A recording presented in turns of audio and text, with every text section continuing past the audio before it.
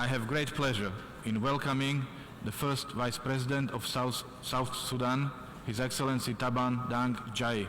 I invite him to address the General Assembly. South Sudan First Vice President Taban Deng on Saturday 23 September 2017 at the UN headquarters in New York addressed the United Nations General Assembly with the situation of South Sudan.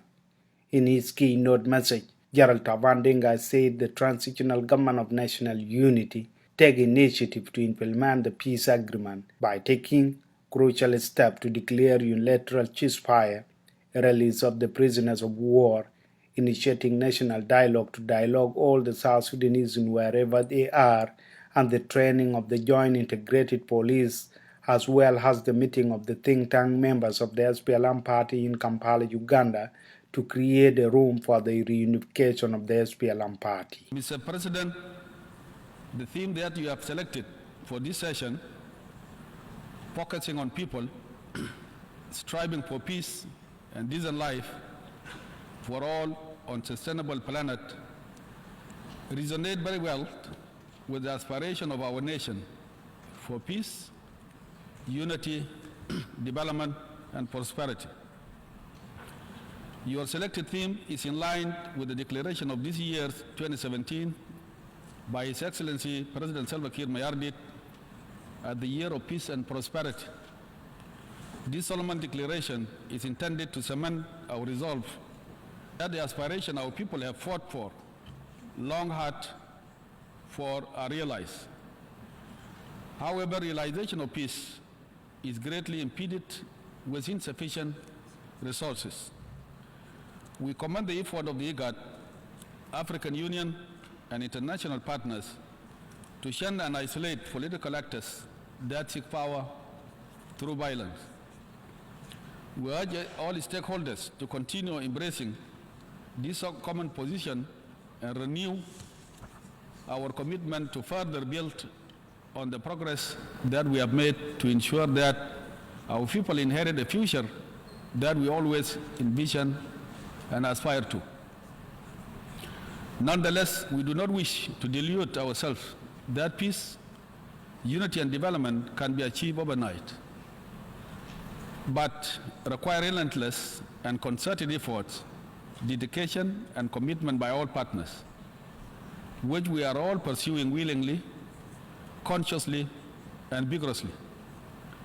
We strongly believe that peace is not a one-day affair or event. For us and our friendly partners in peace, there is simply no other viable alternative than making peace. Nonetheless, realization of peace takes time.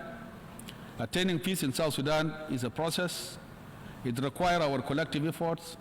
It is a consistent and persistent build-up of positive steps towards achieving a world that we envision for the future generation in our country, in our continent, and in our world at large. However, we are confident that soon violence and wars shall be the stories of the past in the Republic of South Sudan.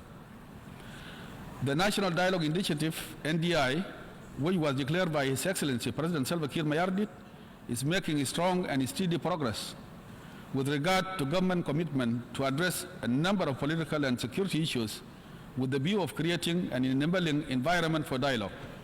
Among others, major steps taken include release of prisoners, including journalists, expansion of the steering committee to include all relevant stakeholders in the country, ongoing reach out to opposition figures, and declaration of unilateral ceasefire. General Taban assured the United Nations General Assembly that South Sudan peace agreement need a balanced approach to enable the total peace and development, adding that South Sudan as a country is preparing for the 2018 general election, urging all the political actors to respect the unilateral ceasefire. It is important to incentivize peace and stability through a balanced approach to development and embracing a new way of working.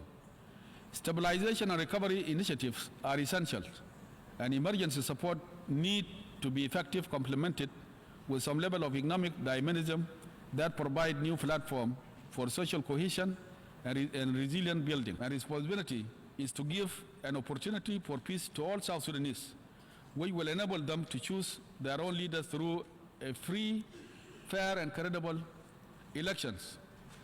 Our focus for the remaining months of the transitional period, therefore, is to ensure that adequate preparation and creation of conducive environment for these elections are at the forefront of our priorities, and we will see to it that peace is realized and that sufficient resources have been allocated in these regards. Mr. President, these efforts are core building blocks and prerequisite for boosting confidence within our communities. We will stimulate them to voluntarily and gradually return to their homes.